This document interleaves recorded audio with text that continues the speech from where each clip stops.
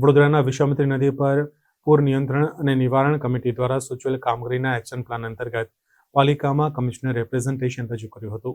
વડોદરા મહાનગરપાલિકામાં 5 પદાધિકારીઓ અને સ્થાયી સમિતિના સભ્યો સામે પ્રેઝન્ટેશનને રજૂ કરવામાં આવ્યું હતું, જેમાં સમિતિએ સૂચવેલ કામો અંતર્ગત 100 દિવસનો માસ્ટર પ્લાન પાલિકાએ તૈયાર કર્યો છે. તે સમગ્ર વિશ્વામિત્રી નદી પર કઈ રીતે કામગીરી કરી શકાય તે બાબતનું આખું પ્રેઝન્ટેશન તમામે નિહાળ્યું હતું.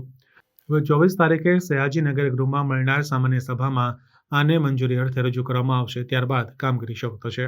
વધુ ઝડપથી આપણે આ કામગીરી કરી શકીએ તો મે મહિના સુધીમાં જો આપણે કામગીરી કરી શકવાની પ્રયત્ન કરીએ તો આવતા ચોમાસામાં આપણે આ પરિસ્થિતિનું નિવારણ કરી શકીએ તે માટેનો અમારો પ્રયત્ન રહેશે.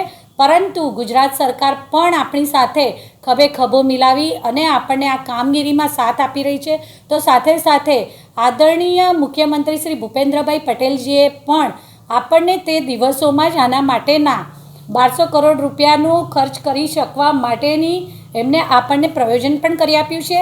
તો સાથે સાથે રાજ્ય સરકાર પણ આ દરેક આયોજનોમાં પોતે અંદર ઇન્વોલ્વ થઈ અને દરેક માહિતી એમને પણ અપડેટ્સ કરવામાં આવે છે, એમને ડિટેલ્સ પણ આપવામાં આવે છે.